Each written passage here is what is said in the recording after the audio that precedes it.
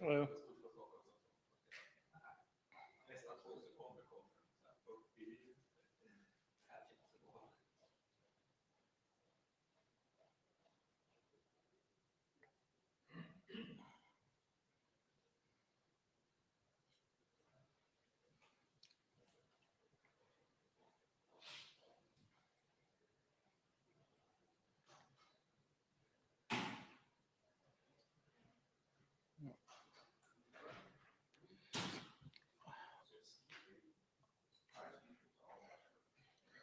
All right, it is 9:30 Brisbane time. We should, and staff has helpfully closed the doors for us, so I guess that means we're supposed to get started. Um, Welcome to AVTCORE. I am Jonathan Lennox, I'm here. Bernard Ababa is remote. He's driving the slides because my laptop decided to fry itself yesterday, so I'm doing this I'm doing the rest of the conference from my iPad, so that'll be fun. Next slide. Meeting tips. If you are here in person, please make sure to sign into the Medico tool so that we can register that you're here. You probably just want the light client unless you want to see the slides on your computer, in which case you can use the full client. But if you do, make sure to mute the audio or we'll get feedback in the room. If you're remote, you're already doing that if you can hear me. But please make sure your audio and video are off unless you're chairing or presenting or speaking at the mic. And the use of a headset is strongly recommended or will likely get feedback from you. Next, remote meeting tips. I guess some of these are, so you press the hand icon to join the queue, leave it when you're done. It doesn't automatically leave you. If you're remote, you need to enable your audio to be heard. That can also take a second, so make sure you see it on before you start talking, or we'll miss what you say. Video is helpful if you want, but not required. But you do have to enable that separately from audio. Just enabling video means we can see you but not hear you, which is usually not that useful. Here are some links, standard links. Hopefully you know where these are. Next. We have links to the agenda. The main thing here is we will need note takers. So we need to ask some people to volunteer to take notes. Either local or remote people can volunteer. But we can't get started until we have a note taker. You don't have to, all you'd have to do is capture the major action items. We don't need all the blow-by-blow and details of everything everybody says. So I'm looking about the room. Would anybody like to volunteer?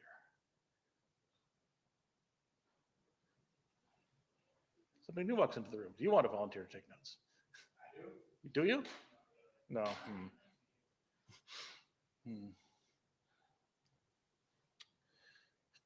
Oh, this is always the way. I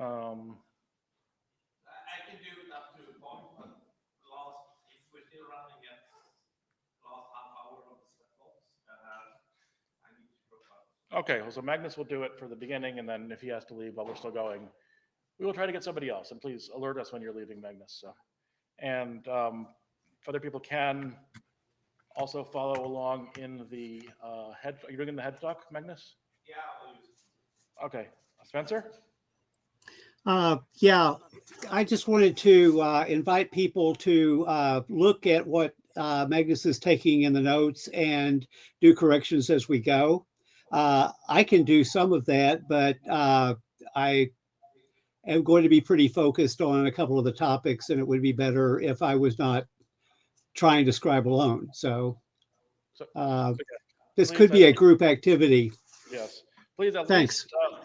At the very least, open the headstock in a tab in your browser, and if you think if you think the scribe did not capture what you said properly, you can correct at least that, and maybe you could even correct other things too. All right, so thank you, Magnus, and we will try to get somebody else if Magnus has to leave. Magnus has to leave. All right, note well. By participating in the IETF, You agree to follow the IETF processes and policies. These relate to patent disclosure. You have to disclose a patent that you control if you're talking on the relevant topic. You acknowledge that we can make recordings of you and keep your personal information in accordance with the privacy statement. And you agree to work respectfully with other participants. Next. Note really well, emphasizing the last point, we have a code of conduct. It's intended for professional collaboration and networking. Try to maintain an attitude of respect for everybody else. And if you feel like this policy has been violated in any way, you could talk to the ombuds team. Okay. Draft status. We had a number of drafts published, and even more exciting, we have a number of drafts that have made it to the RFC editor queue's edit state. We have some drafts that were in misref for nearly 7 years. So this is very exciting. I believe we single-handedly dropped the median time in misref of things in the queue by 17 weeks. So that's exciting. So yeah, so we've got a number of things waiting there. We also managed to get skipped to the RFC editor queue after some back and forth with the IESG, so that's also very exciting. Those were some of the biggest, some of the harder lifts recently, but we managed that. So I think we're in pretty good shape here. V3C had a working group last call. There were comments published. There's some issues. We'll discuss that in a bit. Okay, we've adopted a number of drafts, some of which we're discussing today, some of which we are not. I think one of which we are not. All right. Chair action items after the last meeting. We were supposed to call for adoption of viewport region of interest, which we didn't, and I apologize for that. We'll try to do that right after this meeting. We're supposed to figure out a working group GitHub repo, which we have created the organization, and we still need to transfer the repos. I'll mention that in a second. And find a place to store test vectors, which probably the GitHub repo will do for the moment. We may need to talk to somebody about longer archival stuff at some point, but certainly for in development process, the GitHub repo seems reasonable. Next, okay, the AVTCORE GitHub setup, I created it.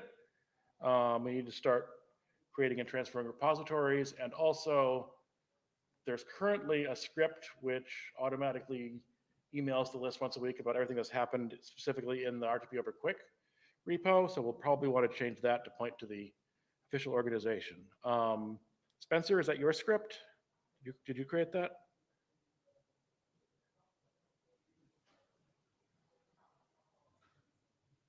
I'll have to figure out who. I thought Spencer created that. So, sorry, it just takes me a while to find my mute button when I try to do two things at once.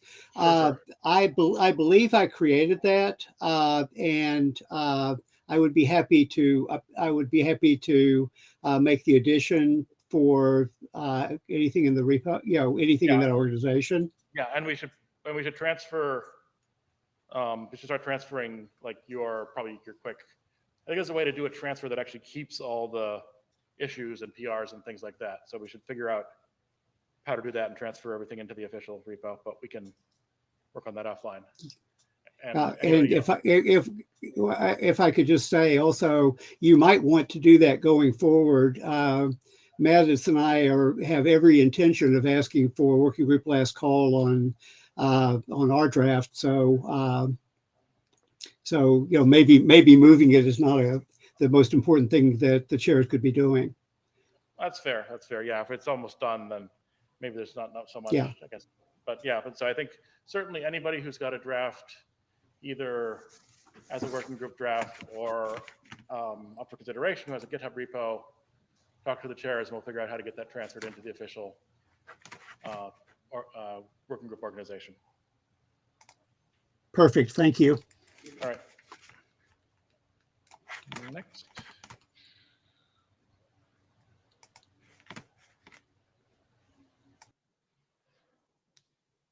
Bernard? Oh, sure. Spencer? I'm sorry, Stefan?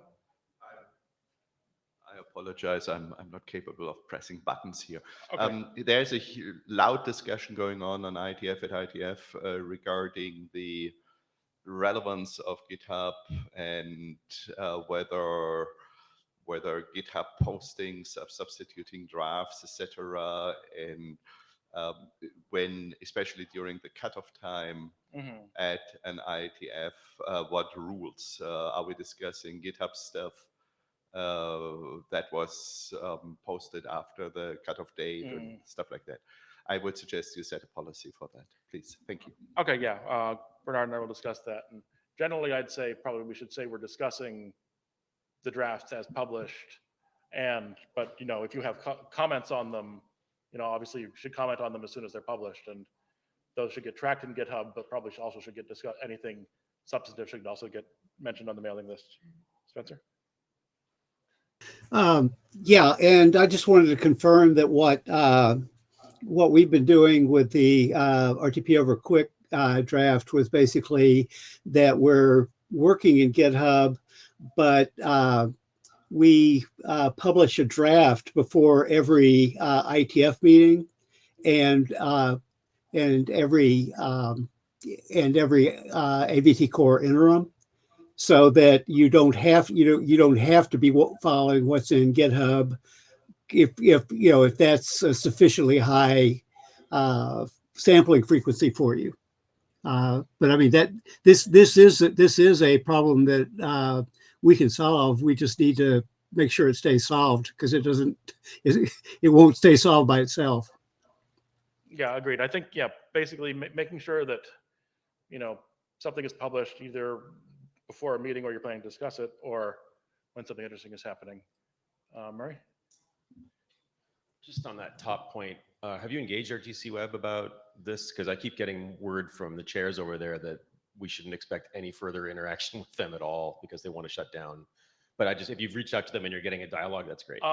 We posted something to their list. I'm not sure we've actually talked to those chairs, so we should probably, I should probably make sure to link. Okay, up with them if it seems like you're not getting what you need out of them, let me know and we'll figure something. Yeah, or I mean, I think, or we can just say, if they want to shut down, we can just say, no, we will discuss this topic here in AVTCORE, but just mention it on their list, because so that the relevant people are. But I think all the people who this is important to are also paying attention here. Yeah, they are waiting for one document to finish in the RFC editor queue. It's in Auth48, and yeah, they don't even want to hear any issues back from the RFC editor. Like, can we please just publish it? Don't make me go Well, ask the work questions.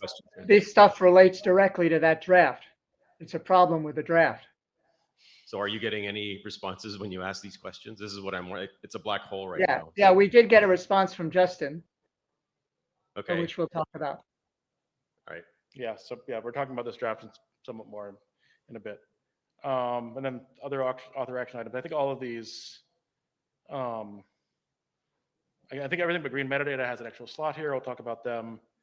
Green metadata, there were some issues posted, and we're not discussing that here, so we'll make sure to follow up with the authors to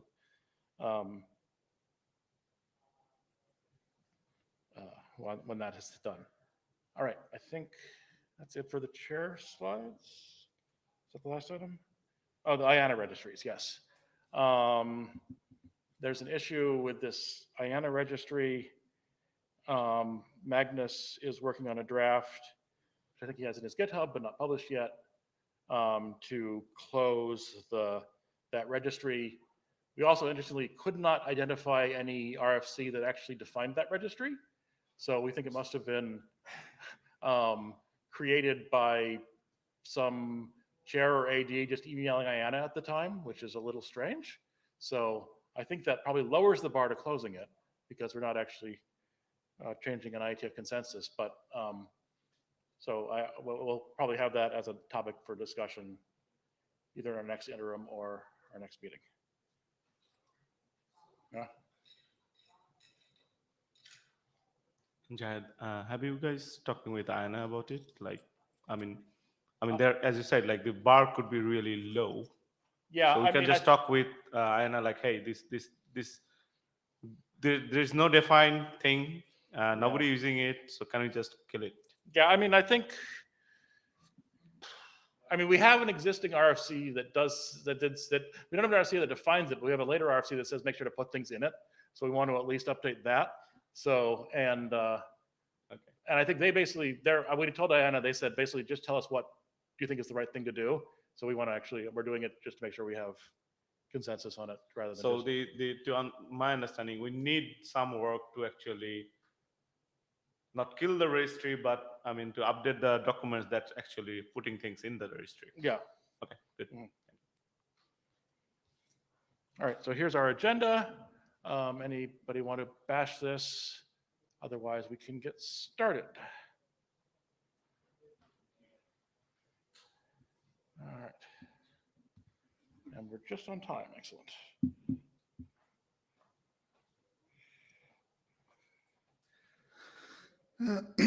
Thank you. Good to be back in AVTCORE. It was a while since I presented here. So this is Scala counter mode in secure short tags, which I presented in CFRG yesterday. Next slide. So probably most of you knew ASGCM. It has been standardized. It's the defaulting quick has been standardized for SRTP. It's used due to its attractive performance and provable security. However, it's almost always used with 128-bit tags. And the reason for this is that during the standardization in NIST 20 years ago, Ferguson pointed out two weaknesses with GCM. The first one is that the security of the tag decreases with the length of the message and the additional data that is protected.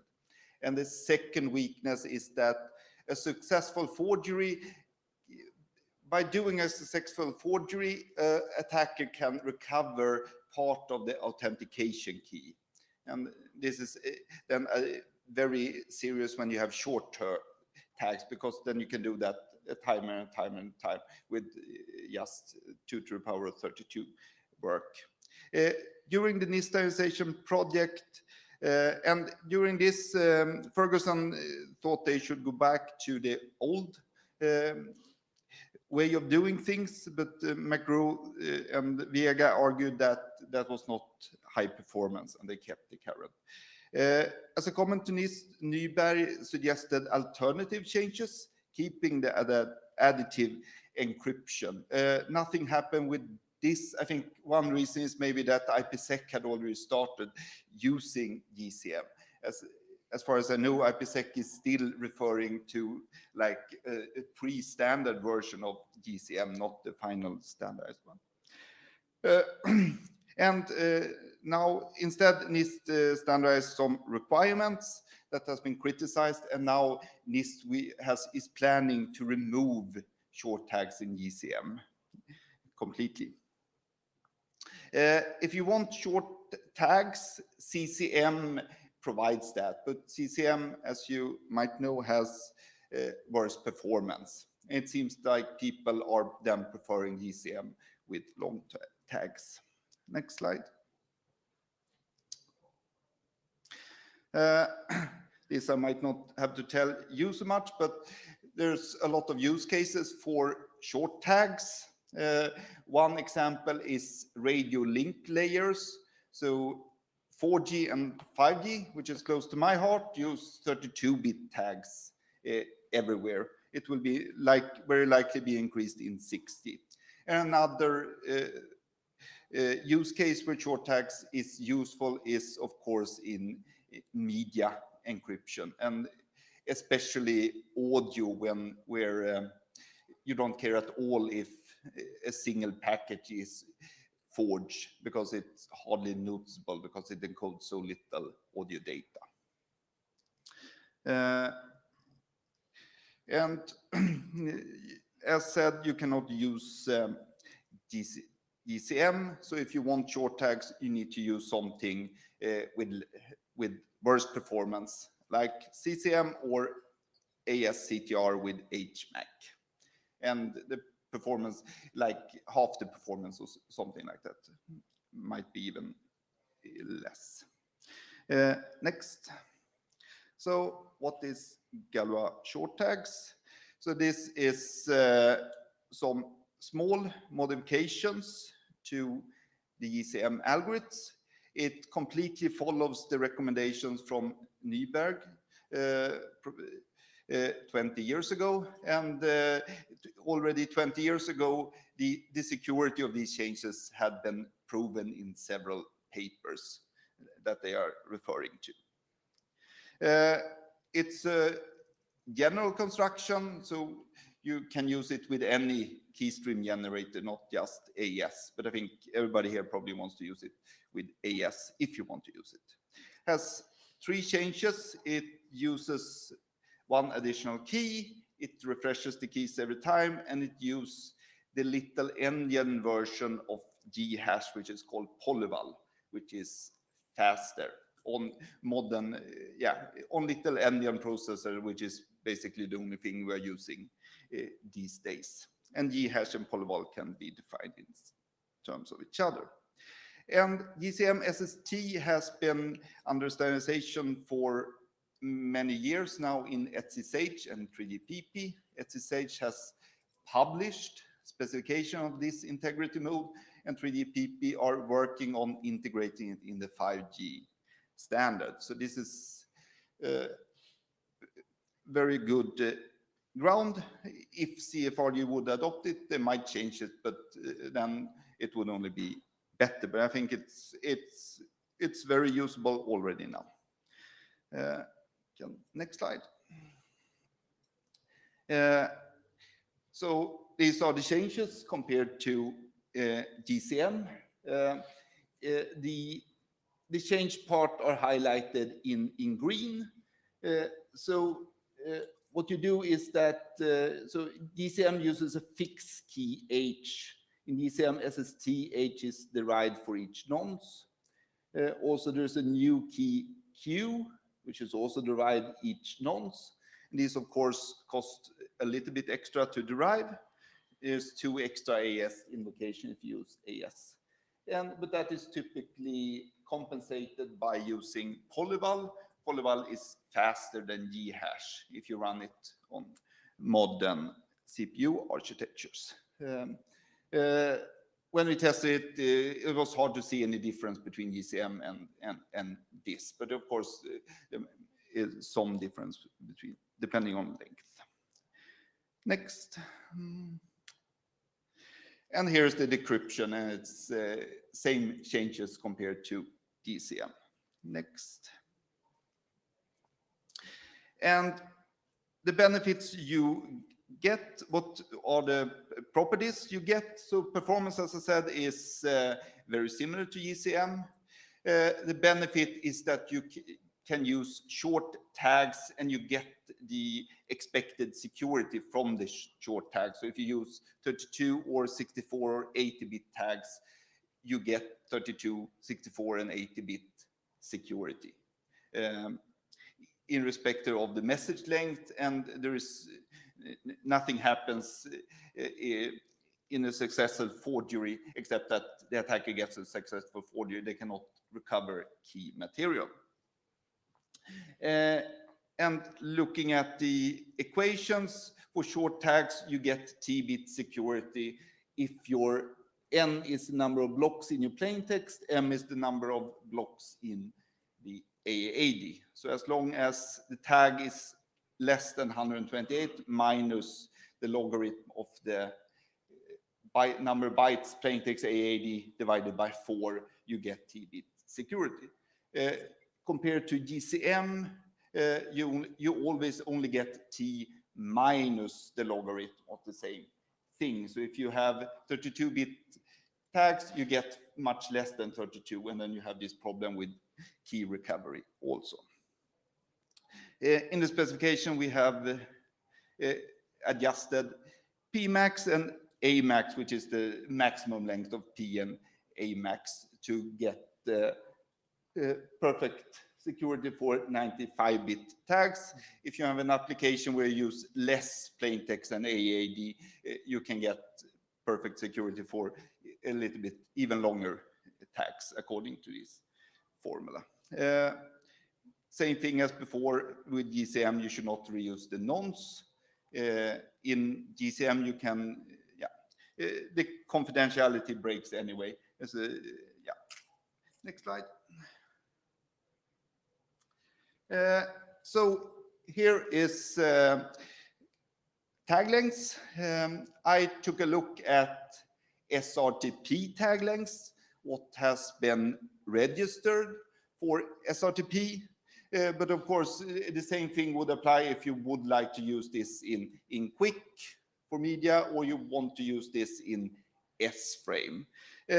For SRTP, there's been registered 32-bit, 80-bit, 96 and 128-bit tags. And the 96 and 128-bit tags are for GCM. So there you don't get the full security of these 96 and 128-bit tags.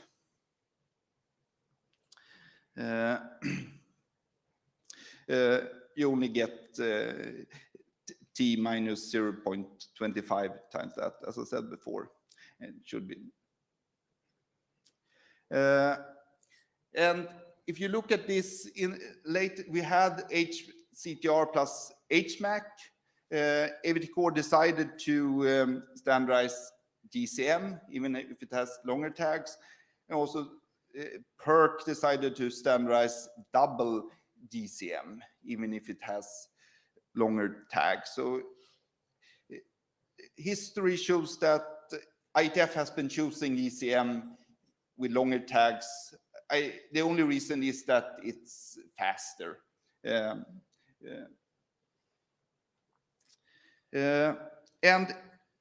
But you get longer tags. With GCM SST, you can get both. You can get the performance of GCM with secure short tags. And when I wrote the draft for this, I just looked at what was used in SRTP and S-frame. So SRTP has been using 32-bit tags and 80-bit tags, and S-frame are registering 32 and 64-bit tags, but this can of course be adjusted. I think the reaction in CFRG was quite neutral. They asked if there was any interest from IETF working group. So if anybody is interested, I think if anybody is interested in using this for media, I think CFRG would be happy to standardize this. And yeah, next slide. I think that's the last. So this is a small modification enabling GCM performance and forgery short tags with forgery probability close to ideal. The changes are that it gives this security has been proven in several papers, 20 years old. There's strong industry to use this in radio. I think it makes sense to use this or something similar in for media encryption. Is this interesting for SRTP or something else? And which tag lengths would you then want to use? I think if you are interested, then I think CFRG would adopt this and or something else. It can only get better from this. Does anybody have comments? And Harold?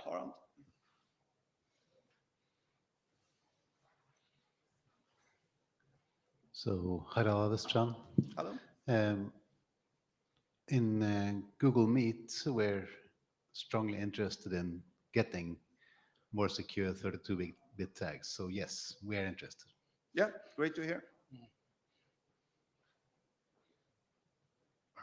Mose and Addy.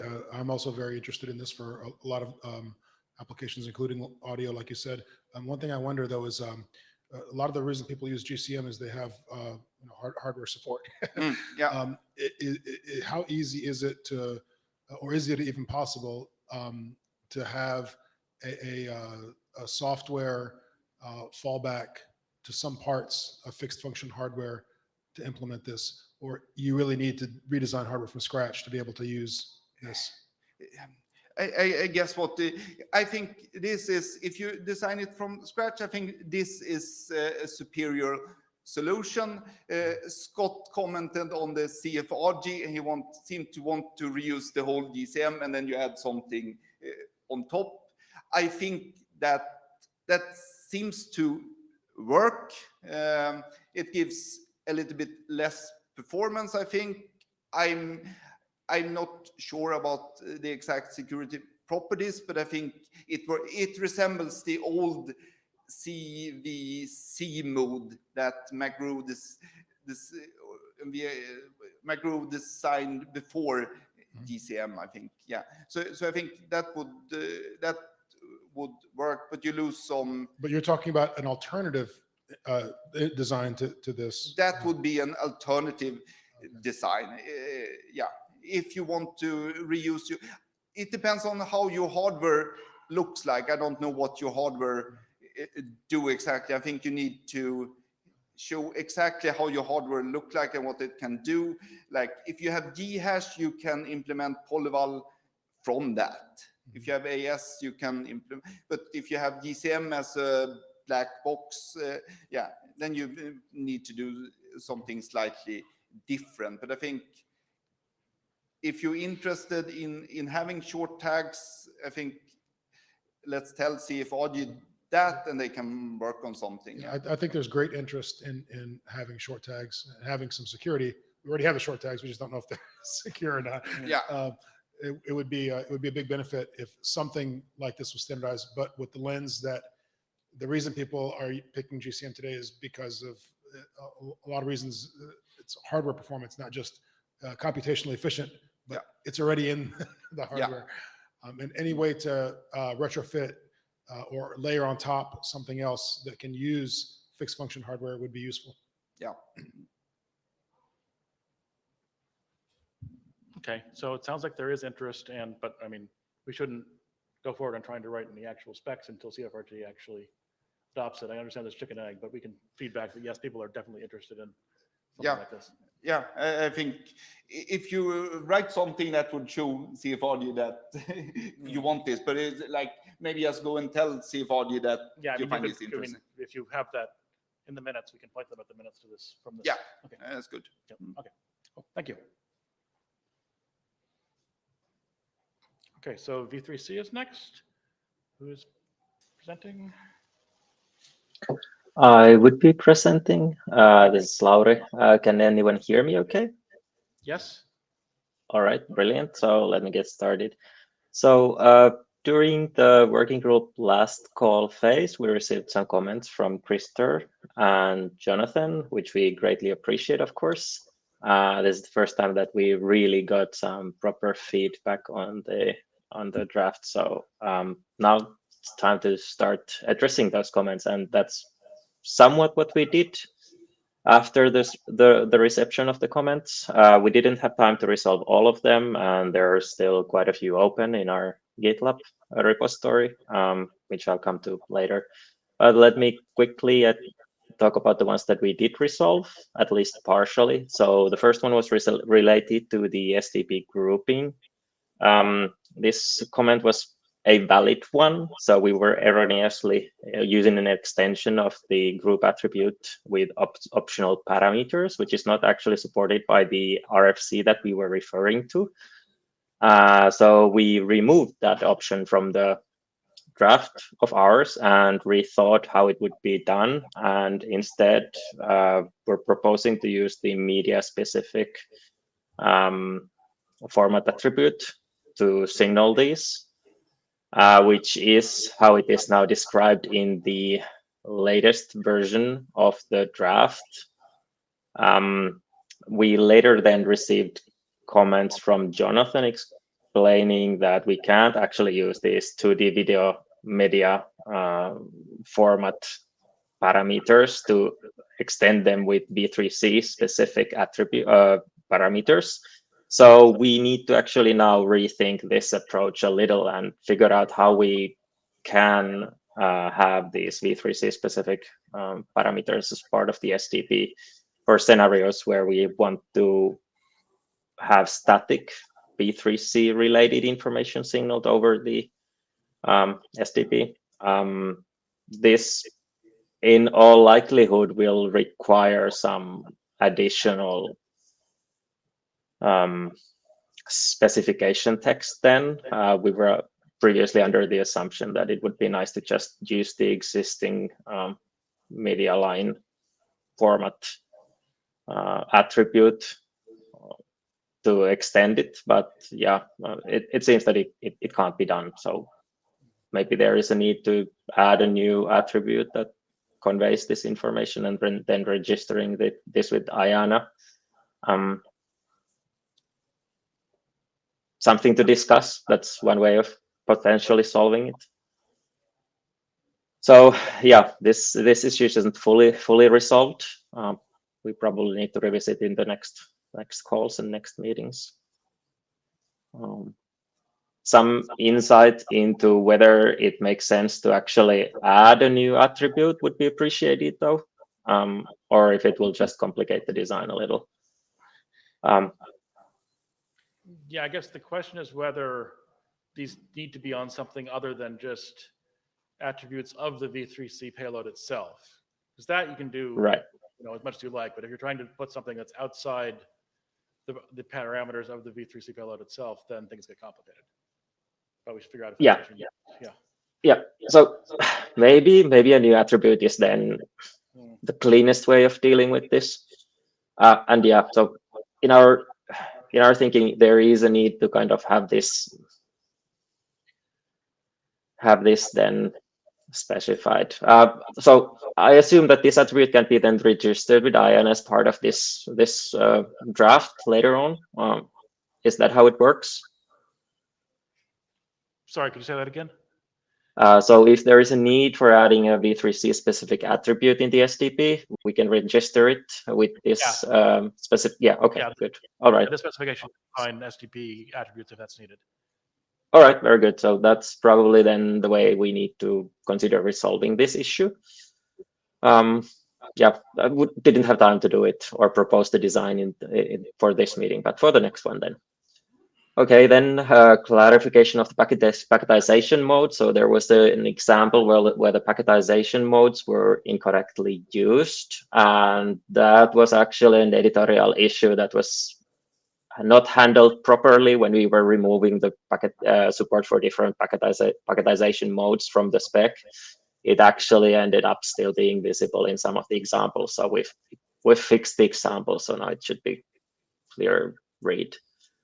There were also questions about other SDP examples, and we feel that we addressed those questions with the latest draft. Now, if we move into the next slide. So yeah, then there were some other lingering issues that we've kept open in our GitHub, mainly editorial ones. So there were some unused abbreviations that were just hanging there in the text and not used in the rest of the specification. There was one acronym or definition that we weren't defining, so we added that. And then we clarified the informative nature of the V3C unit header syntax instead of removing it completely. We felt that it was useful for implementers to see what type of information there is in the V3C unit header, but when actually implementing it, you should always refer to the latest specification available. We also did some additional further minor editorial improvements, fixing some of the indentation for the examples to get rid of some inits complaints. and then fix the bit alignments for the example, some of the examples. So now it looks proper. And yeah, as explained, then we received some additional comments that we weren't able to resolve, and those are now all documented here. So there are 7 lingering issues. If we open the next slide, I listed 5 of them here. I think the ones that require most effort. So the one that requires biggest change is this 22. So we can't use the V3C specific parameters as part of the 2D media lines. So that's where we probably need to introduce this additional V3C specific attribute.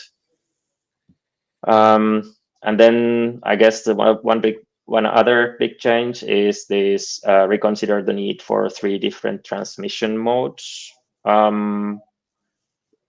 This was there in the HEVC spec, so we kind of just took it and ran with the concept. We can also consider removing that if it makes the rest of the specification text clearer. Yeah, that was something that we did for HEVC, and then by the time we got around to VVC and EVC, we decided that complexity was not needed, nobody was using it. So certainly I think, unless you have specific use cases that do need it, I would recommend following the model of VVC and EVC instead, which should be much simpler. And then actually the other thing on top of that is, so I saw that, Stefan, I saw that VVC and EVC still have DON. Was there a reason you needed that? Because I don't know if anybody was using that either. Stefan goes, Yeah, sorry. Stefan Wenger, my current employer, doesn't use that.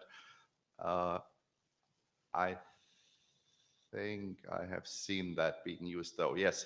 So the not for the interleaving stuff, not for the purpose. So DON is decoding order number. That's a thing that's designed.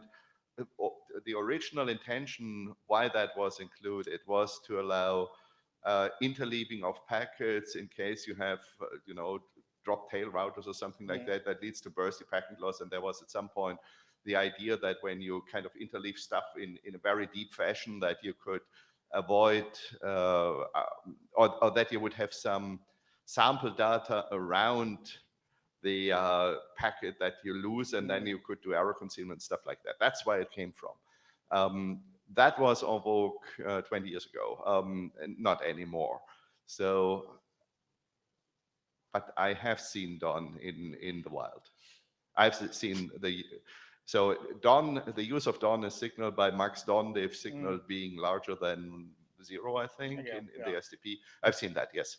All right, so. But it was a while ago also. Yeah, so yeah, like I said, I don't know whether this will be needed by anybody, but I think you should, don't include it just because other payloads include it. I think include it because you think somebody who needs it.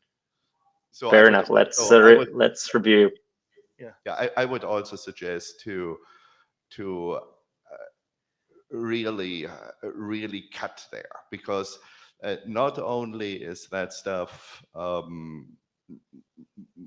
not only is it clear whether today's network, whether it makes any sense in today's network, but also in contrast to the rest of the video RFCs which are deployed and which are used, and where there is working code and some understanding that stuff actually works.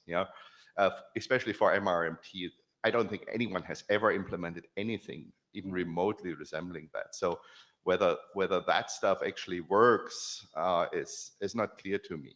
So it may, I don't know. And it's really old stuff now. It's from RFC 13984. So there are no commercial arguments in putting that in anymore beyond possible deployment scenarios. Thank you. Yeah, and I think also if you get everything down to SRST, I think that may mean you can drop all the grouping because everything's in one source anyway, which makes your life a lot easier because you can remove all the grouping semantics also. So I think that will make the draft significantly simpler and implementers happier. So all right, very good. Yeah. All right. Appreciate the feedback. Yeah. Thank you. All right, and we'll look forward to a revised draft or comments on the list if you need help.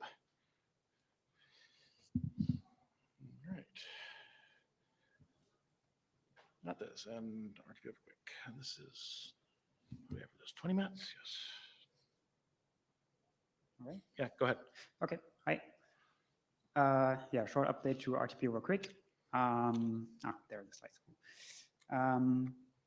So the most important updates we made since the last interim meeting is that we changed the status to experimental and added a section for future work, for directions for future work that mostly includes gaining experience on congestion control and whether mapping RTCP to datagrams or streams is better. And it includes a list of future extensions to Quick that might be useful for RTP over Quick in the future. Then we added a section on guidance on choosing Quick streams or datagrams, which makes it a bit more explicit that it is currently in the draft. It's possible to use both in the same application or even switch between them, and what are the implications of that. Then we added a section on coalescing RTP packets in single Quick packets. For example, if you have small datagrams, small audio datagrams, then you can have multiple of them in one Quick packet. And we added some considerations for that. It's a bit hard to make it very concrete because it depends very much on what the Quick API or what the Quick layer is doing with your packets. If you use streams, then it's probably not that important because the Quick stack will just put whatever stream data there is in the Quick packet. But for example, if you have or use datagrams and then you put RTP packets of the maximum size in a datagram, then that could, for example, mean that you have additional Quick packets for small audio frames, which are much smaller. And then maybe it may be more useful to have or to put more of these audio frames in one Quick packet, or make your RTP packets smaller such that both of them fit in the same Quick packet. Sorry, I wasn't done with that slide yet. Yeah, so then we added a section or a discussion subsection for zero RTT. We had that before, but we made it a bit more explicit now and removed one editor node and put it in the text. And then we removed the RTP multiplex or RTP RTCP multiplexing with non-RTP RTCP protocols. And I will go to a bit more detail on that on the next slide. Now, next slide, please. Yeah, so we discussed that in the last interim meeting. We removed the multiplexing with non-RTP and RTCP protocols because we didn't really know what other protocols there are that we want to multiplex with.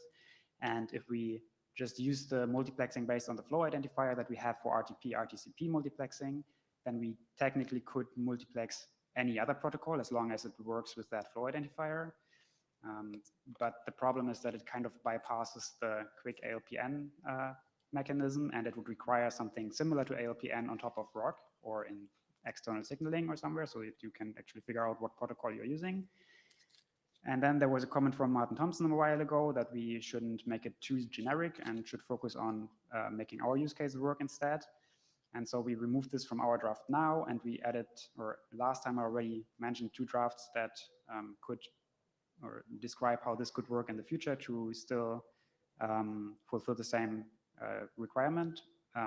But instead of having this very generic that we can multiplex with any protocol, we just need future drafts that explain how the multiplexing with some specific protocol would work.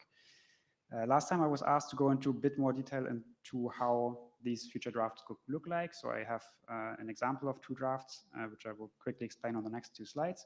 So first one on the next slide is, next slide, please.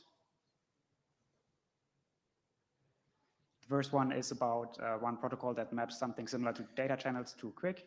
Bernard, are you doing the slides or? Bernard is contributing. Oh, there we go. Yeah, this one. So the first one is mapping something similar to WebRTC data channels to Quick.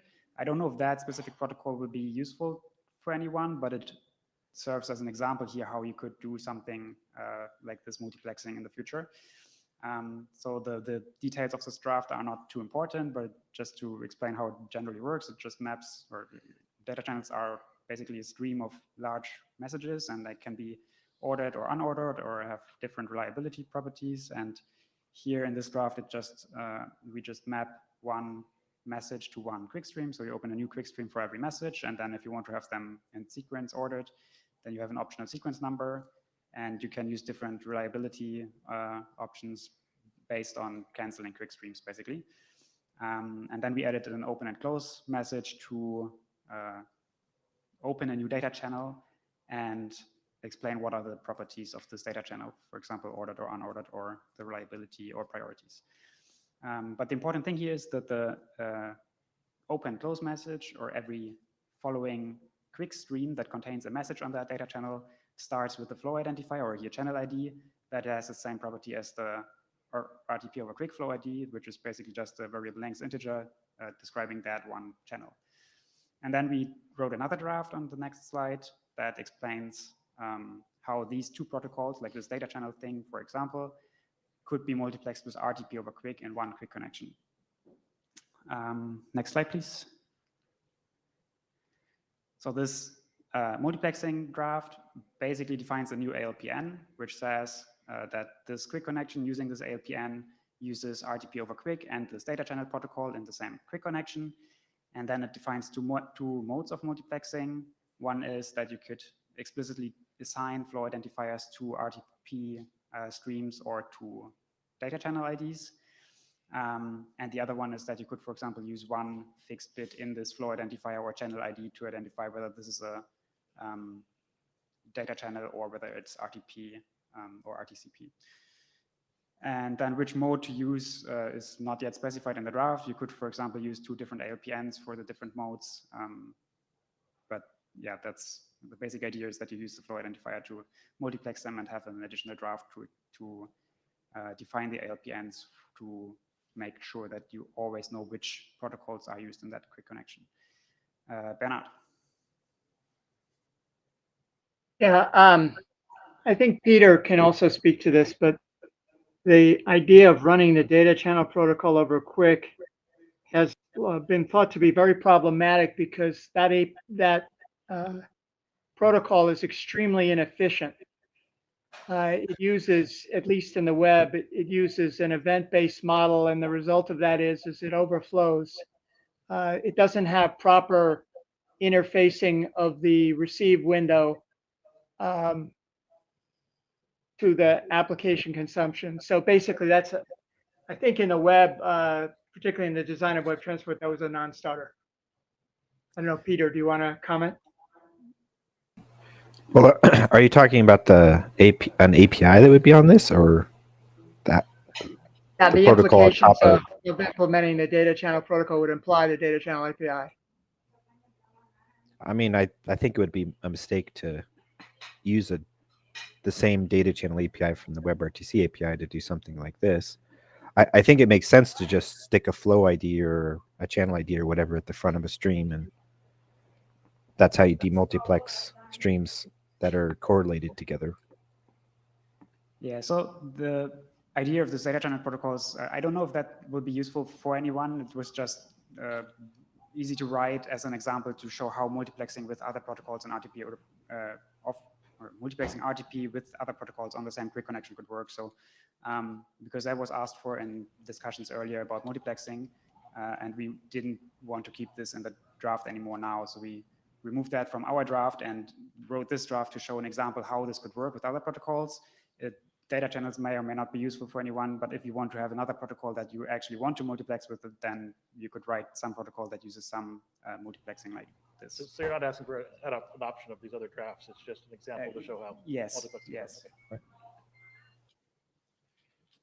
Spencer. Well, for what it's worth, I do think that doing such an approach, it makes sense to put an ID at the front of a stream.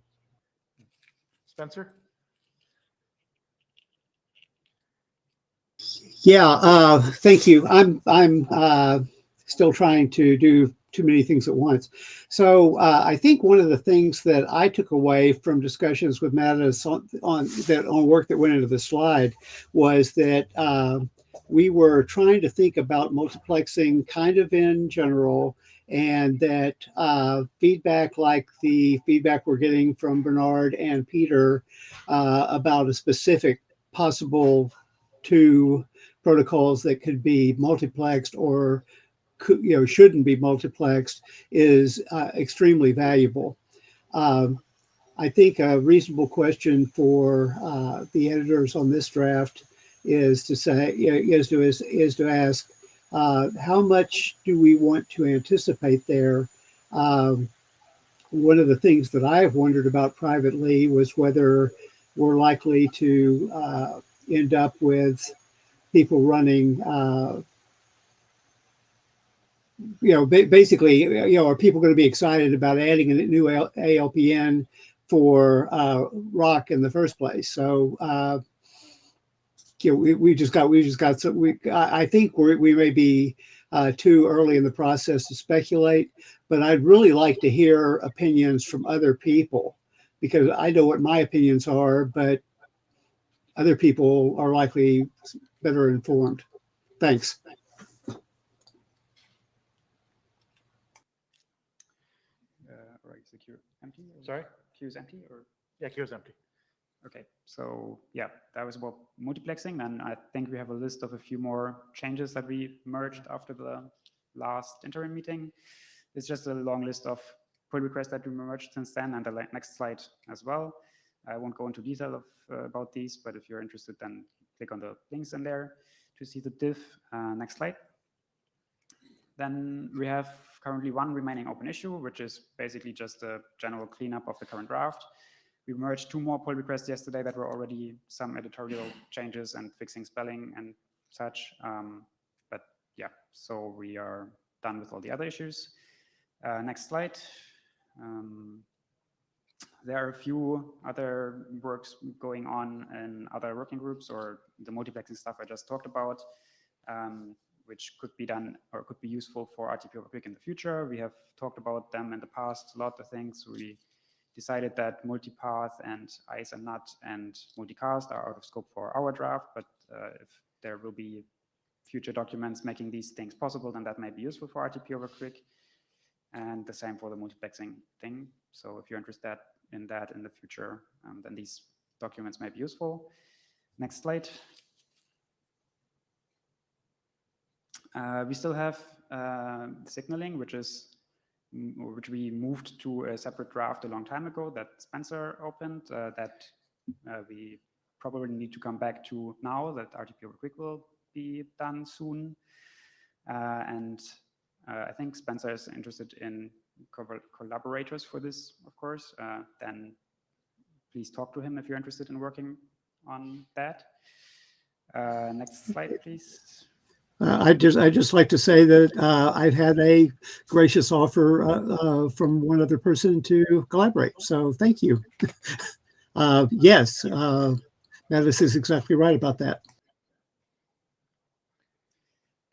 Yeah, then next steps. I think that's the same slide we had in the interim meeting last time already. So is this going in the right direction from your point of view?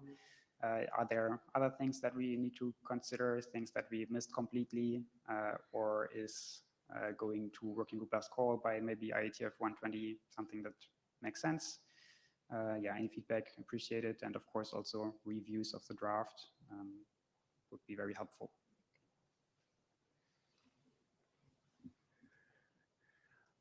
I see a thumbs up from the audience. So, yeah, I would say it probably is sensible to go to working group last call. My inclination would be, and I'm willing to be argued if somebody wants to argue against this, that we should probably wait for PubRec until the STP signaling is done, in case doing the STP signaling reveals something that we need to clarify in this spec. But that shouldn't block us from working group last call. So that would be my inclination. If anybody, Peter, did you have something to say to that, or something else? Yeah, how far can the spec go, including with SDP, if we are relying on the quick working group to solve the peer-to-peer question? Can the spec go all the way to RFC, even though there's basically a dependency on something that doesn't exist yet? Well, the draft doesn't have a dependency on the peer-to-peer stuff from the quick working group, so we kind of deemed that out of scope.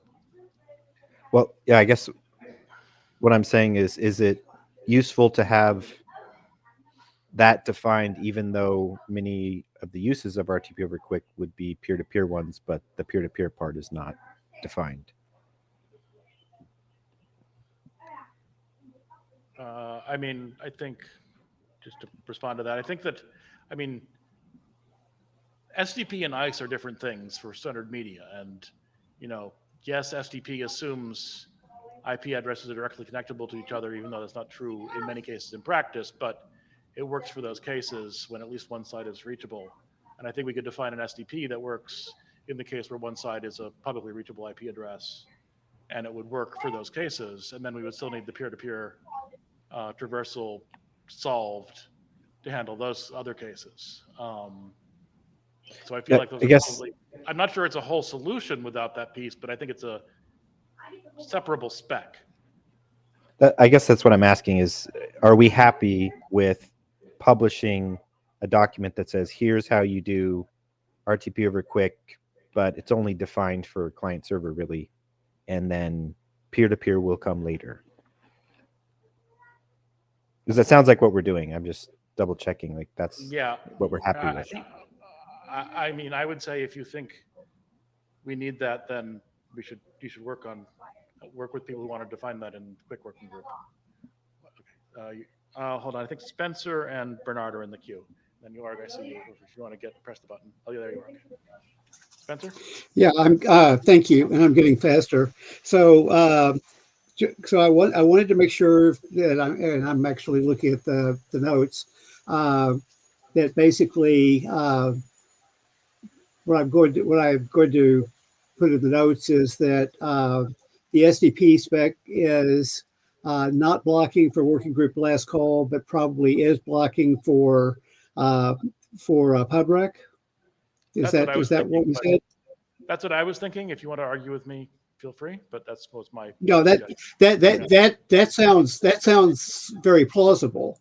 I'd like for us to get the feedback from the group on this specification for working group last call, so that we have higher confidence that the SDP we're providing is not trying to support a moving target, if that makes sense. So I agree with Jonathan's suggestion, although I'm willing to be explained to by anyone else, of course. So the question about publishing for client server,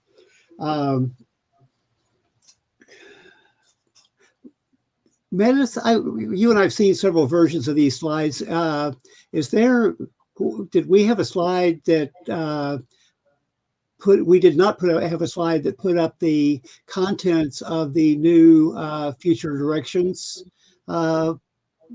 section, did we? We didn't have the details on the slides, no. I think if somebody goes back to a slide that has that pull request on it, I think we could pop up that new actually any version of the spec, the master version of the spec would have the new proposed section that we added after the last AVTCORE interim, and that has discussion about support for peer-to-peer and support for multipath and things like that. These are things that we had issues for, that it did not seem like, they mattered, but it did not seem like it was worth holding up all of RTP over Quick until we had a path forward for them. So, Jonathan, are you controlling the slides? No, Bernard is. Oh, Bernard, could you go? Actually, probably. If you can go to whatever slide it is that has the PRs on them, maybe the previous slide. Yeah, 178. If you click on that, does that turn into anything helpful? I think not in this mode of looking at the slides, but probably if you actually go to the slides in data tracker, it would. Oh, okay. I'm sorry. Yeah. And like I said, if you just go to the GitHub repo and click on the editor's copy, that should be there. Or actually, even whatever the current version is. I don't know if you want to do that in real time or not. No, we're close to out of time on this, so let's just. Then I will stop talking. Thank you. Bernard? Bernard took himself out of the queue. Was that on purpose? Anyway. Yeah, we need to move along. Okay, so this is a brief discussion of Hold on. HVAC. We still have queue items here on. You were in the queue for the previous topic. We still have people on queue for the previous topic. Sorry.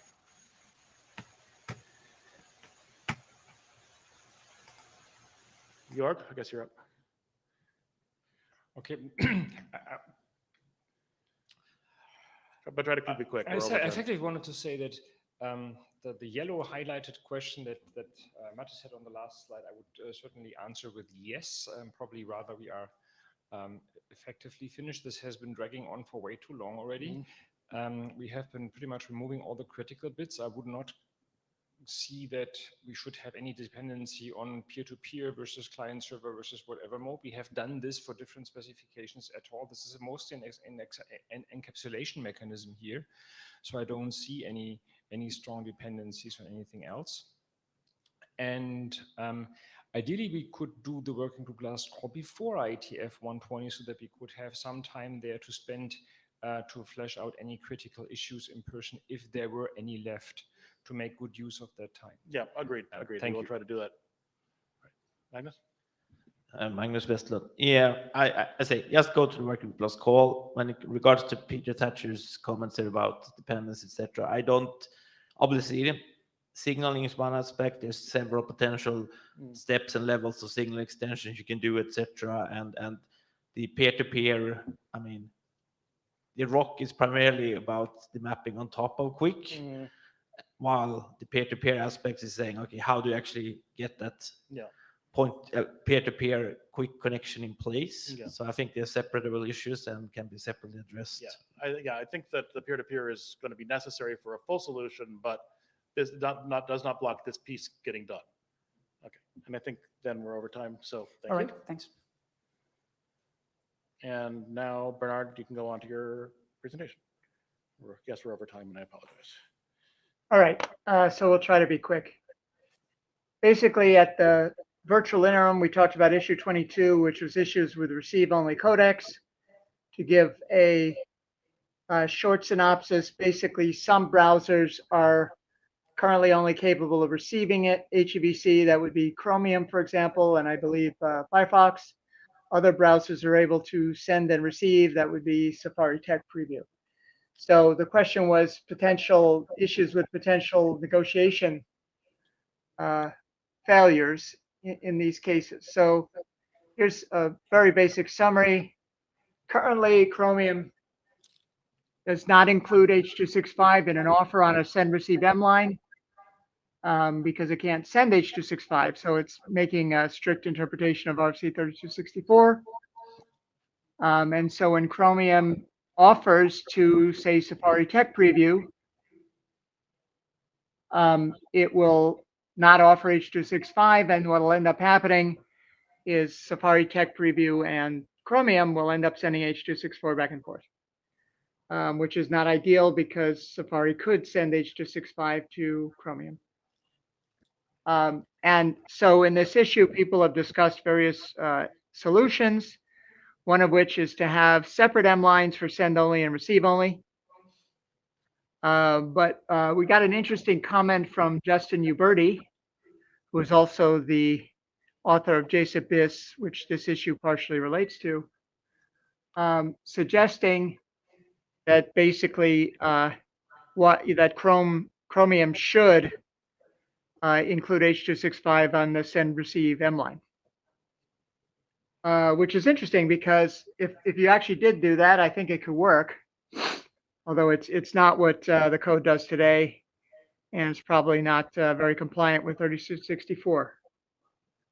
But anyway, I thought I would get some reaction from the working group to that suggestion. Randall? Yes. What was that? Sorry. So yes, I mean, it should be totally, what Justin suggests should be totally legal by 3264. If both sides agree to send and receive both 264 and 265, they can send whichever one they prefer of those two. So there's nothing wrong with doing it that way. You can say you're planning to send it and then never send it and never have any intention of sending it. The risk here would be is if the other side were to answer and say, yes, I will do 265 only, at which point you'd be stuck in a, you can receive it, but you can't send it. Oh, and just to briefly go back to administrative stuff, Magnus has to leave. So do we have somebody who's willing to take over taking notes for the rest of the session? But Fluffy says no. Anyone, please? Mo? Mo. Thank you, Mo. All right, continue. That was pretty much all I had to say there. So yeah, I think Randall, you've hit on it. That basically, if the answerer answers with both H.265 and some other codec, it'll be fine. But if it's H.265 only, then you'll have a problem. That would be the situation. Yeah.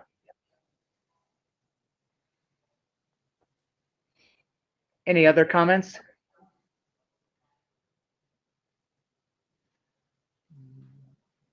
Randall again.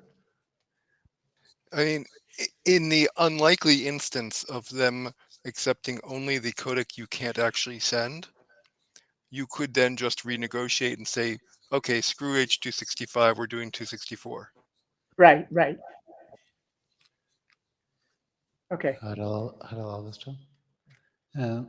The case where the other sentence that creates this problem is the sentence that says that when you answer and have a codec preference, you only announce the codecs that are in the codec preference.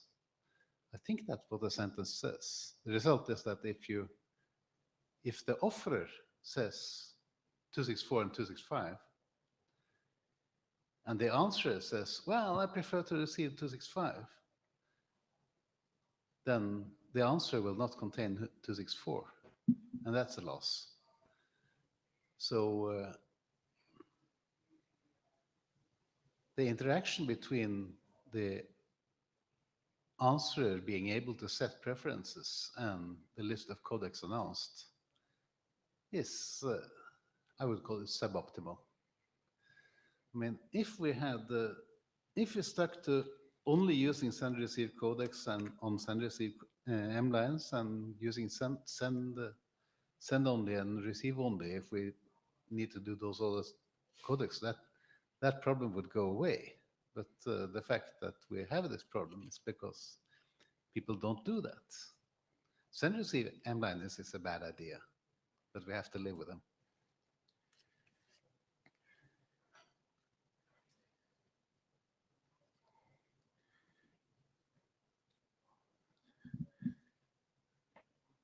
All right, I'm not sure that comes to a specific conclusion, but okay, so.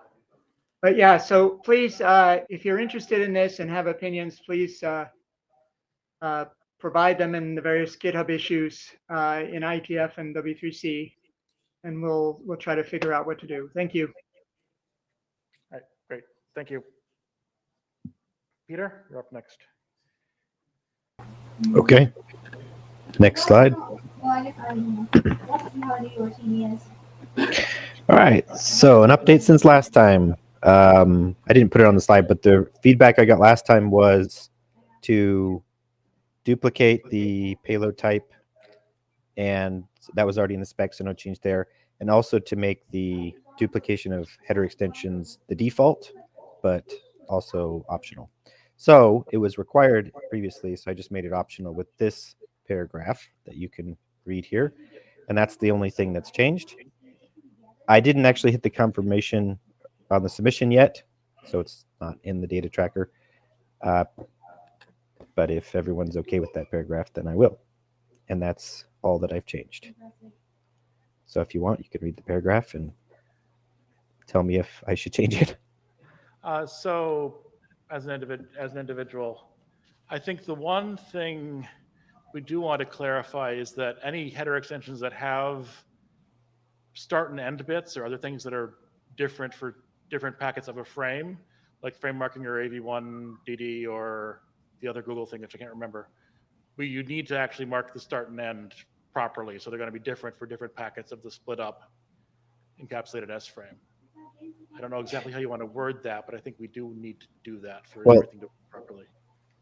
The way I was trying to word it here is that everything should be duplicated unless it is known that the header extension does not need to be duplicated. I mean, it sounds like you're saying doesn't need to be present, but I think unless there's like specific per packet semantics that should differ across different packets of a frame, and maybe give the example of frame marking or AV1DD. Okay, I can do that. I could say something specific like that. Sure. Yeah. And then there's also maybe like things like there's also things that are transport level which shouldn't be put on the pre-encapsulated at all, like right. That's something that would not come out of the media format specific packetization in the first place. Yeah, exactly. But might need to. I mean, I don't know if it's useful to call it out or not, but it might be worth it. Yeah, I could do that as well. Okay. That'd be fine. Okay. All right. Yeah, I think. And is that the only open issue you have at this point? Yes. So the next slide would be, if no one else has a comment, would be what would the next steps be? I kind of feel like I don't know exactly what should happen when there are no implementations yet. I'm kind of looking for feedback from chairs or the working group. Yeah, I mean, maybe we want to do a working group last call, but then ask people to do some implementation before PubRec, or I don't know. I seem to be going to that solution a lot. Zahad?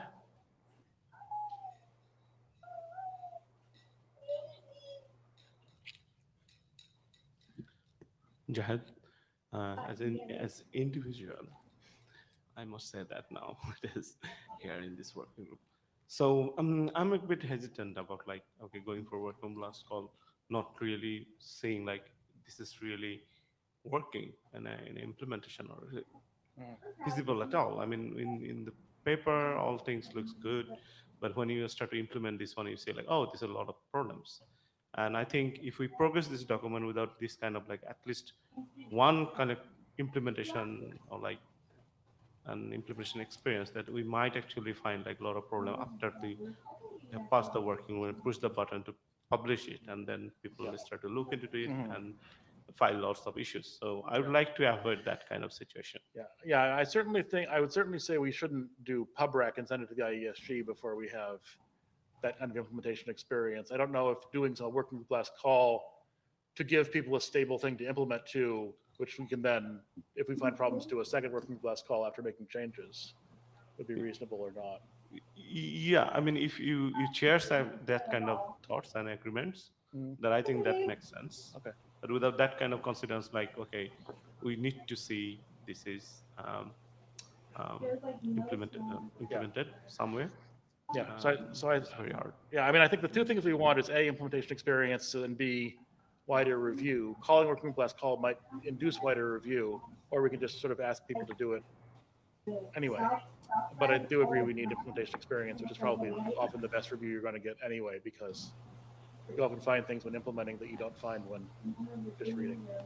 Yeah, I think when you are doing this workroom last call, we should be very clear like what you are aiming for after the workroom last call. Bernard, were you in the queue? I've left. You basically said what I was going to say. Okay. All right. In that case, all right, we will look at doing that. Okay. on haptics? Hello? And we're back on schedule. Excellent. Hi, this is a haptic draft. So this is the history of our draft. So we published version 00 last October last year, and we also presented at the IETF last IETF meeting. After that, we received the very valuable feedback from the Spencer. So based on that, we also updated our draft and published it 1 month ago. After that, we also presented at the AVTCORE interim meeting.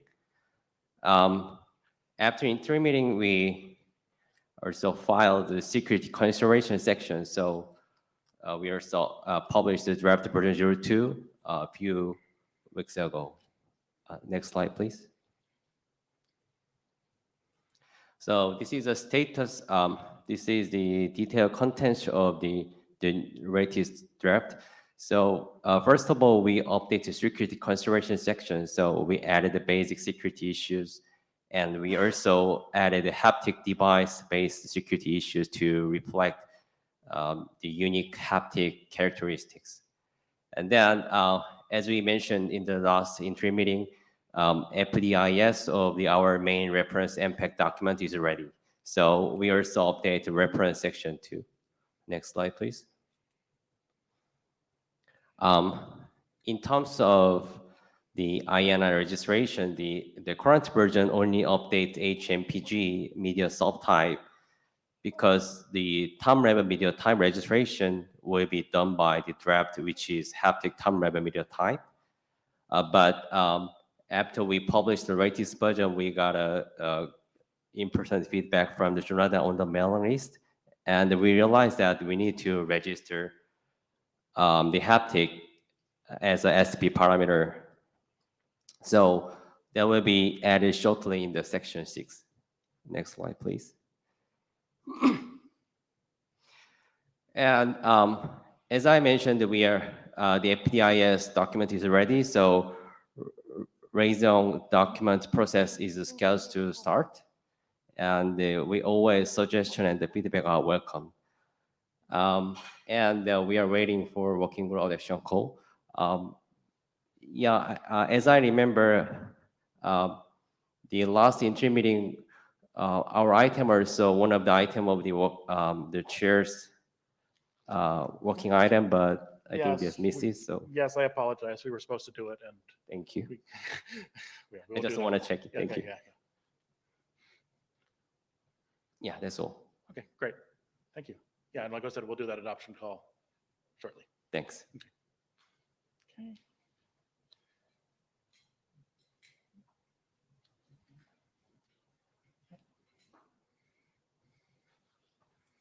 Hello, my name is Youngpon Lim, and mostly I spend time in impact work. And here recently, I have contributed to RTP payload format for EVC. So this is kind of let's say prologue for our intended work here. So as a motivation, that I'm from a company kind of who massively producing the smartphones and other equipments, and we got a lot of requests from the users that they want to use a smartphone for not only for just kind of naive casual video, but little more professional. It's not like kind of movie recording, but more professional in terms of you can understand that there is a kind of YouTube or any kind of live video shoot it in a high resolution and used for many other purposes. So and also kind of from the product point of view, I mean hardware point of view, that kind of not only us but all the smartphone makers are kind of adding, improving kind of camera part of the product. So kind of now some decent phone has a multiple lenses, kind of 4, 6, and also they support like 100 times analog and digital combined zoom, and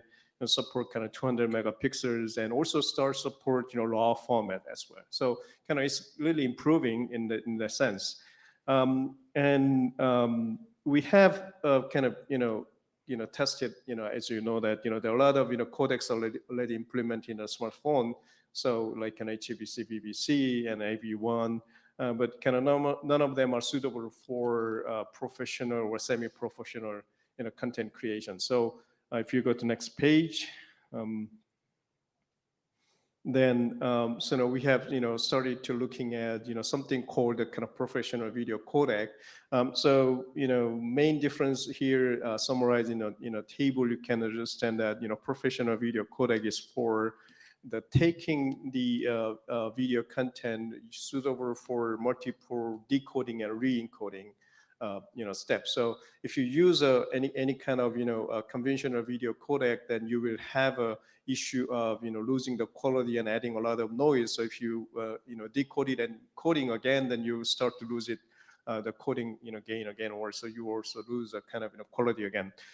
So mostly professional video codec only support intra-frame for easy editing, so you don't have to have any different dependencies between the codec. I think you may know that from other work in AVT. And also what is important is that you need to support visually lossless level of compression. And also one of the important aspect here is that what's the kind of target throughput of the video coding, mostly related to the entropy coding part of the design matters a lot of throughput here. So this has a kind of little bit different nature of the codec design itself compared to the conventional video codecs. So we even look at various codecs, various professional codecs in the field, and we have found that it's a little bit different from the conventional consumer grade codec. There are many professional codecs available in the market, but most of them are single company developed and quite a kind of secret codec. So you need to get a special permission from the owner of the codec to get a let's say license of using it, even though you don't have to pay anything for it. And also there's another type of professional codec in the market that has developed by SMPTE or JPEG. One of the concerns we had was that they are not really royalty free and royalty risk free. I would say here I only mentioned royalty free, but I think both are important, since royalty free as of now is important, and also kind of royalty risk free, which means that in later time somebody change their mind and asking us to pay money. Right, so we've been, went there several times. So, we want to make sure that, for this codec, since it's not like, really a kind of conventional codec, we want to have something royalty free and also royalty risk free in the nature. So we have, decided, okay, let's, find some solution by ourselves and start to kind of contribute to the kind of industry. Next page, please. So with that motivation, we have developed the first draft of advanced video codec, advanced professional video codec, and what has in there is that very low complexity. It's kind of what we have tested ourselves is kind of has less complexity than JPEG, and that is also mean that it can be implemented with software for smartphone and any kind of resource limited devices. And also it has a very high throughput and high fidelity oriented codec. It says intra-only coding, as I mentioned that, it has a kind of tile structure, so it can be even kind of parallelized if you have a kind of, that, for the smartphones or any of these kind of professional, capturing, you can get the video or image as a 2D frame once. You don't have to kind of read it line by line. So sometimes you can do parallel processing of the frame, and that's a kind of one of the design consideration we had. There are some some professional codec using wavelet, which has a little bit of issue of kind of parallelizing the single frame processing. So we kind of have a little bit of different approach, and we have interpreted coding for very high throughput up to the several gigabit per second, and we don't have any loop filter or post filter to conserve what's that word to keep the quality same, even though you need to kind of decode and encode multiple times. Next page, please. Yeah, so I don't know whether this is kind of really useful here, but we have tested our codec with some well-known other professional video codecs, and we have found that it's working better than them.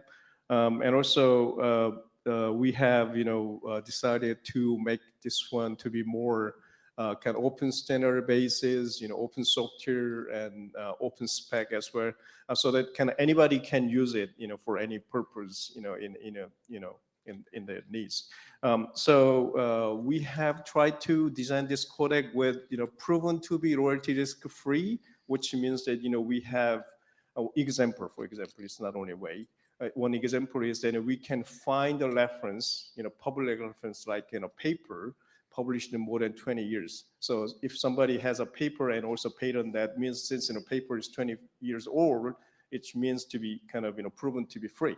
So we designed the codec with those technologies. We have absolutely sure that the any of IPR has been expired, and then we want to have a kind of specification to be royalty free, to be published at RFC. We've been considering several organizations which can kind of work on kind of royalty free or royalty risk free, because all the IPR declarations are little different. And I think IETF might be the kind of one suitable for this purpose. So we have decided to publish it as an informational RFC for the codec itself, since I don't think this is good item for any IETF working group to study on. And then we are working on several open source platform providers to make this one as a starting point for open source development of professional codec, so that kind of we can also have open source and kind of open spec together. Next page, please. Yeah, I think almost done. So we need RTP payload format as well. If not, I wasn't here to present it. So one of the use cases we have heard is that since we are using it for our phone, that there's been a need for kind of transmitting to someone else. And also we have a lot of examples of wireless cameras, so which captures the video and then directly send it to the clouds for next step of processing. So we are working on the internet draft for RTP payload format, and hopefully it will be submitted by next meeting for considerations. Any questions, comments? So for the codex draft itself, you're going to what, the independent series editor, or? Yeah, we submit it as independent submission and targeted information RFC. Okay. Unless somebody wants to take it as a group. Mo? Mosinati. So if I understand right, this is basically a Samsung alternative to Apple ProRes, an open alternative to ProRes. Yeah, I wouldn't say this wrong. Okay. Yeah. So I don't have any problem with doing it here. I just don't know if there's going to be enough expertise. I've tried to read some of it. It's a large spec. Yeah. I don't think the codec spec itself would be for this working group. Right. That's yeah. Codec itself is just kind of that's just going to go through the ISC. Right. Yeah. And then we would do the RTP payload format here in this group. Yeah. Okay. So the other question was going to be, have you considered taking this to other bodies like AOM, Alliance for Open Media? I think that's something we can discuss offline, but anyway, we have considered, evaluated, many alternatives, and we found that, IETF seems to be the right one in terms of, publicity and also kind of IPR declaration point of view. Okay. Yep. Stefan? Yeah, Stefan Wenger. So a bunch of points. Number one is we have a working group called the Seller Working Group, which has just recently published a specification for lossless video codec. They do mostly Matroska related stuff, file system Matroska, Matroska. Yeah. Oh yeah. Yeah. So that it's that. Oh gang. yeah. But they are also chartered to do a lossless codecs and stuff. So there is a working group actually doing still doing some video codec related work in the IETF, interestingly. And so in other words, you can do it your own informational thing there if you want, the way the Google guys did it with VP8. But you could also go over there and and do a real standard for this AP whatever.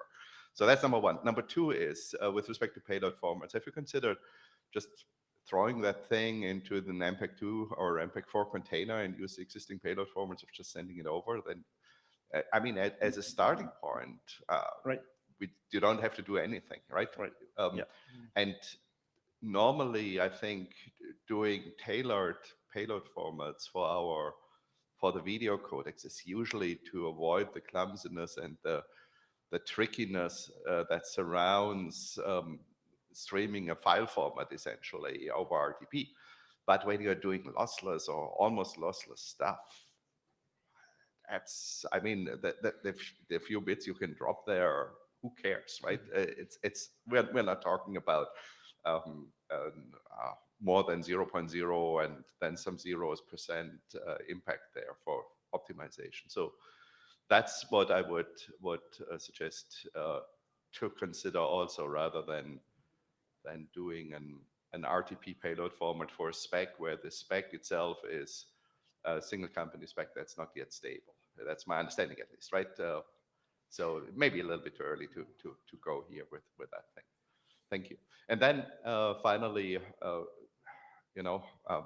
making our mouth watering about new industry consortiums that are going to pop up without naming them. Name them. Tell us where should we go to get access to this APV thing. You mean, what was this, the last question? Where you guys develop. If APV is currently a lab product of some Samsung labs, that's one thing, right? But you mentioned that you are also starting an industry consortium around, but so name it, tell us. Always fun to join more industry consortiums. Sure. Thank you. I mean, concerning your first question, I'll be happy to bring this one to that group. I have a look at charters. I don't care, right? Personally, I don't care. Right. Spencer is a working group chair over there. I will have a chance to chat with your colleagues, to see whether he wants to take it, and then I'll be happy to work on there. And the second thing, I mean, we've been also considering that, various options, whether we don't, instead of having, new format from scratch, whether we can just use existing one. I think that's also, considerable option. Thanks. Yeah. It must be David Tordman. Yeah. Yes. So thanks for the presentation. I just have two quick questions. One is for your codec, are you mostly thinking in terms of software implementation or also hardware implementation? Right. I mean, both. Yeah, both. So the reason I ask is because I think maybe in the specification, towards the back end of the specification, you have various profiles and levels and so forth. Right. And they're really, you specify things such as overall bit rate, average bit rate, and so forth over the entire frame. And I'm wondering, have you considered how well they would match to sort of hardware implementations that may not be able to translate that average into a buffer size or a buffer bandwidth or something like that? Is this something you're working on? Or? Yeah, sure. We are working on internally, externally with the kind of the hardware vendors, chip makers, whether they can support, that level of bit rates for a smartphone and also for some kind of resource limited devices.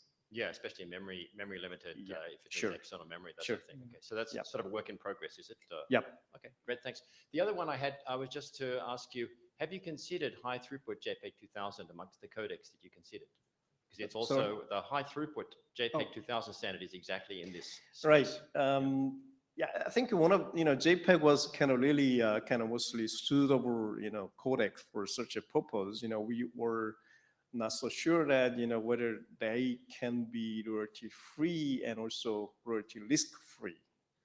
Yeah, sure. I mean, so certainly amongst the JPEG codecs, technically okay. Yeah, the high throughput JPEG 2000 standard is certainly royalty free. Royalty risk free is one of those. Right. Yeah. That's kind of, we've been there for several times. We have a kind of, we have adapted, codec which, intend to be or known to be free, but later after we kind of massively deploy that, somebody came back to us and said we didn't intend to that. Yeah. So I mean, Yeah, so that's the key nugget in your. right.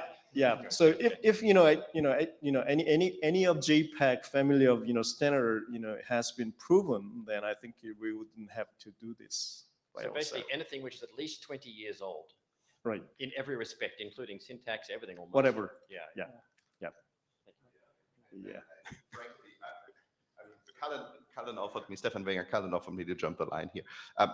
If I were making a risk assessment for my company, I would rather trust a 30-year-old existing standard than the informal assessment without any, I would assume, legal consequences or legal umbrella from one company that they are relying on 20-year-old technology.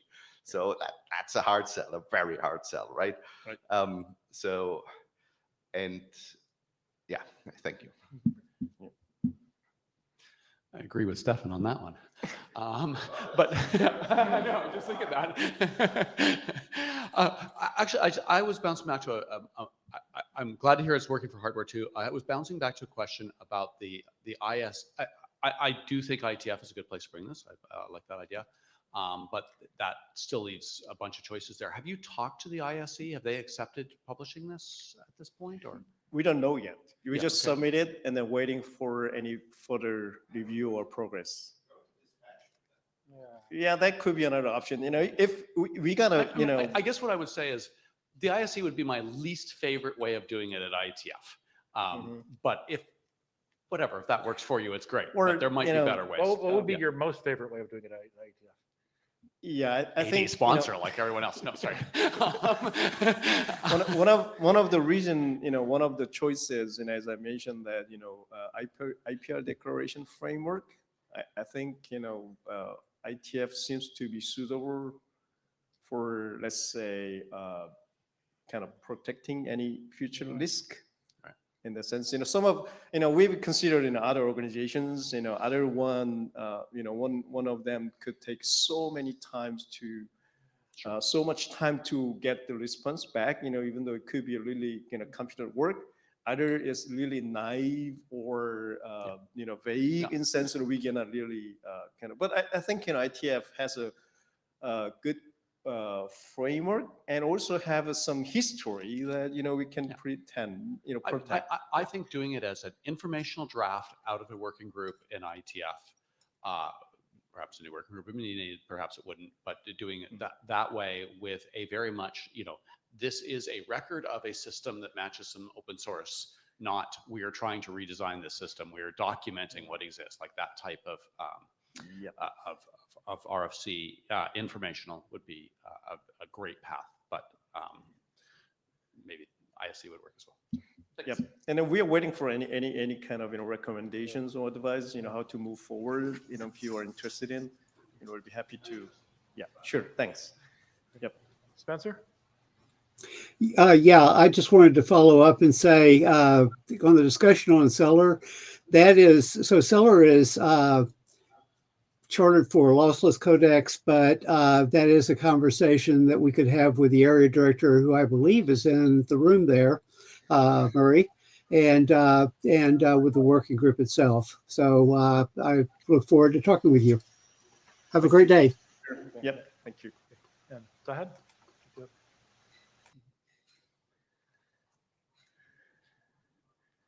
Jahed, not you, but I would like to understand what Kulin said about forming a working group for publishing an informational RFCs might be the right thing to do rather than IEC.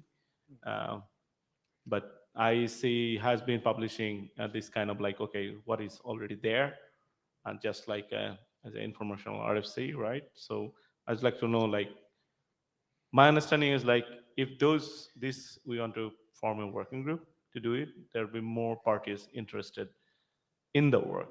So maybe that's the question we should ask, okay, in IETF, is there any other interested doing this work? And if there is a yes, then I say definitely we form a working group, get it through. But if it's only just nobody's there, no other stakeholders are there, maybe IEC might be the right choice to hear. Yeah. 100% agree with what he Yeah, I mean, Okay. just for the record, Colin is agreeing with me. That's great. I'm taking more time than I have allocated, but for that point, I know that IETF have been working on royalty-free codec for several times.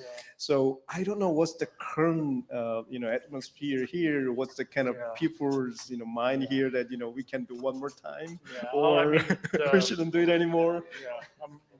I mean, I think the previous attempt to do a royalty-free video codec here failed here and turned into AV1, basically. So basically, people decided that doing an industry consortium was better for whatever reasons they thought it was better, and basically they adopted the requirements documents we produced here, but did all the work in AOM. So, Murray? Can I jump ahead of Spencer in the queue? Yeah, sure.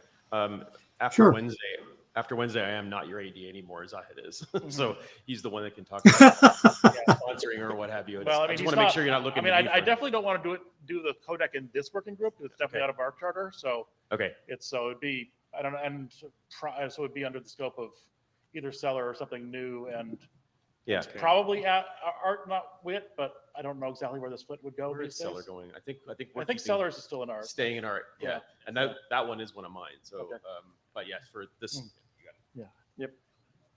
Yeah, Murray, we'll have to coordinate anyway. Okay. Thank you. All right, and Spencer, I'll give you the last word. Yeah, just the last thing I wanted to say on that is no matter where a proposal for new work ends up targeting, the model of saying, we want to document what we've got, what's out there, and then we want to work on improvements to it. That is the model that was used for Seller and would make sense for any other working group in that space. Okay. We did FFV1 versions 0, 1, and 3, and now we're working on V4. We need to wrap this up because we're behind. Yeah. Murray, are you still in queue, or did I just not drop you? Okay. Mo. Mozinati. So just to comment on what Jonathan mentioned, we had an IETF working group called NetVC, which was going to look at standardizing a new video codec, not lossless or not high throughput, but generally competing with state-of-the-art compression. And the work was moved to Alliance for Open Media for non-technical reasons, and I think you may want to consider the same non-technical reasons. Although the IETF patent policy is, good for some people, there are even stronger policies to make more insurance if something remains royalty-free.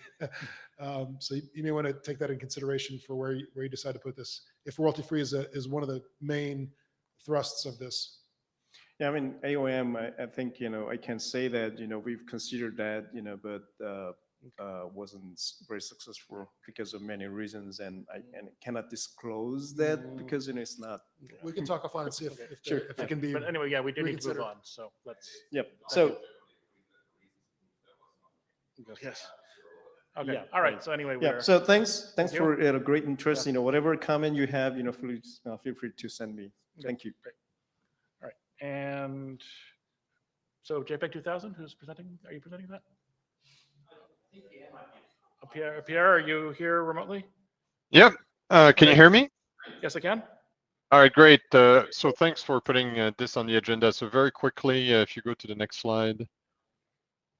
Specification update. So I've made some progress in finding a independent implementer, somebody that's interested in going through the spec and implementing it in kind of a clean room. So I was hoping to have something concrete to share with you at this meeting, but I think you'll have to wait until the next one. But anyway, so some progress there. And I'm also looking forward to moving it to that GitHub organization that you've set up. So just let me know if and when, and I'll do that, move the spec there. If you have an existing GitHub repo, we should be able to transfer it into our organization. That's probably or if you don't, I can create one. We can create one. And we'll. Yeah, I already have a public GitHub repo that I can transfer. So just, basically ping, I can just move it tomorrow. Whatever just let me know. Okay, sure. I need to Um, figure out how that works. So yeah, but more exciting maybe, David Tallman is in the room, and he's had a lot of experience. Well, he's one of the co-authors of the proposed RTP payload, and he's been deep into hardware implementation. And so maybe David, I don't know if you have any updates there to share with the group or any thoughts. Yeah, just brief updates. So shortly after the recent publication at the end of last year, we released a latest version of our software, which has this included, and source code for that software is available for people. It's not open source. We have we're in touch with people who are doing open source JPEG 2000 solutions who might actually be incorporating at least sort of a reading side of this RTP payload spec into those implementations. And hardware, yes. So we showed off a nice working 4K solution. We have an 8K video solution up to 10 gigabits per second, and we're working on solutions up to 16 gigabit, 16K video sort of solutions. And so, yeah, we showed off a nice hardware solution in the ISE event in February in Barcelona, which got a lot of people very excited in this, and that's all based upon this format. And my experience in implementing this, one of the nice things about the format, the RTP format, is that it contains not only error resilience, but it also contains this kind of implicit pointer information inside the payload header, which allows you in a very low memory application to extract whatever regions you're interested in or whatever resolutions you might be interested in from the content. And so you could do that ordinarily by prefixing some sort of a catalog onto the code stream, but that's not consistent with low memory and real time. So building that into the RTP payload header works. And our experience with implementing that is that you can certainly implement this for very high throughput streaming solutions without any difficulty in both hardware and software so far. Like Pierre said, we're in touch with various people who may be doing independent implementations, and that's probably the most appropriate time to make it an RFC. So once we have confirmation that the spec is completely clear. excellent. That's all. All right. Okay, thank you. And then for wrap up, I know there was one issue that Spencer raised on the list asking what things are likely to need document shepherds soon, because we said we were going to have document shepherds other than the chairs, which would be a so I guess if we look at the list of what our drafts are, I mean, I think there were two things we said we're not going to pub rec right away because we want to hold, I guess, S-frame and RTP over quick. V3C, we need to see what the how that happens after the latest working group last call. See if we get to something, converge to something, but hopefully that'll converge relatively soon. It'll need a shepherd. I don't know if J2K is going to be ready to go to working group last call soon. Spencer, did you have something to say?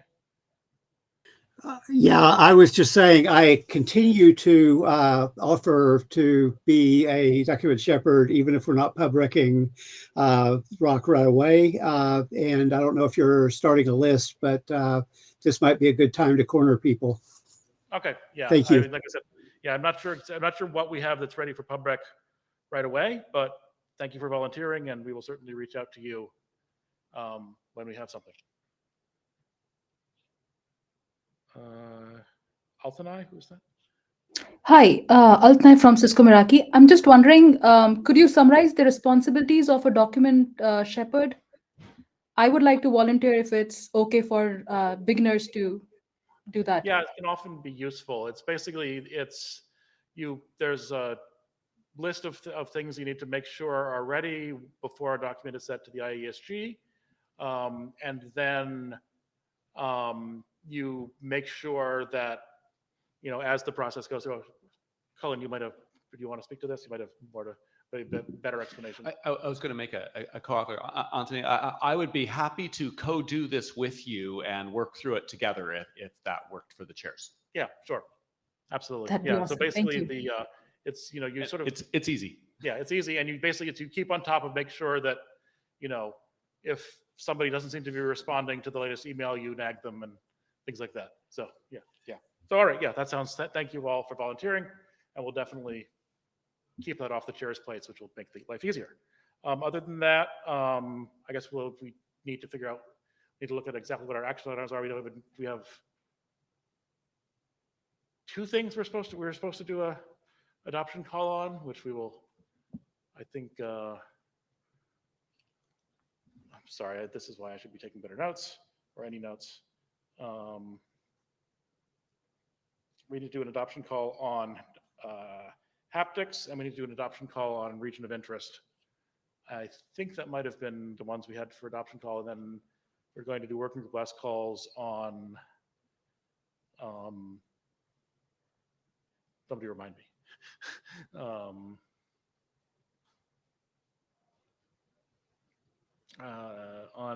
We're going to do working group call on RDP over quick, I think, once we have the last things pushed, and then on S-frame, but neither of those are going to go immediately to public.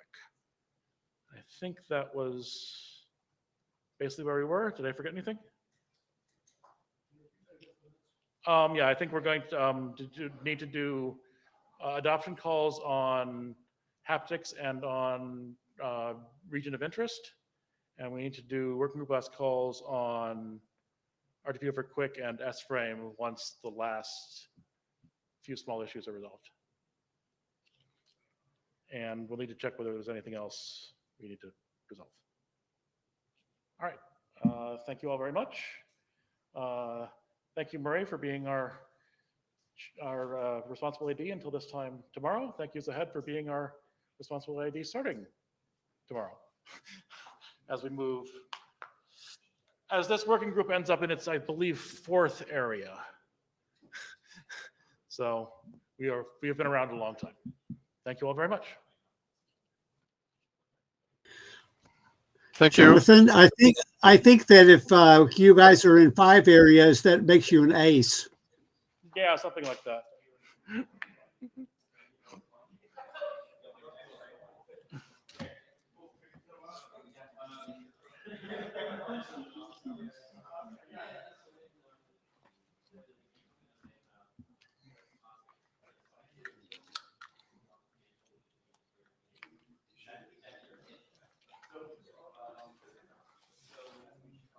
What?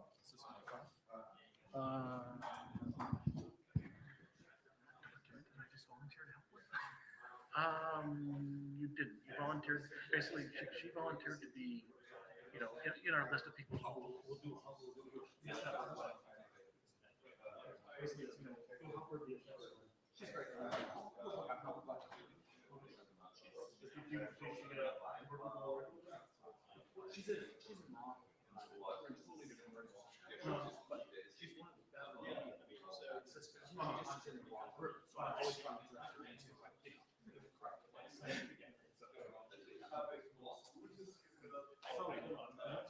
Do I need to know any bargaining each other than what? No, I think sometimes the burning issue that we put out is before you took over, of course, was skip. And skip was really hard to push through. I was one of the right. So before.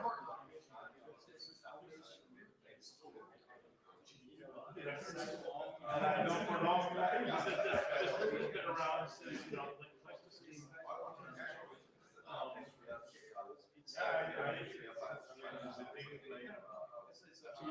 Seriously, my career is kind of a lot of things like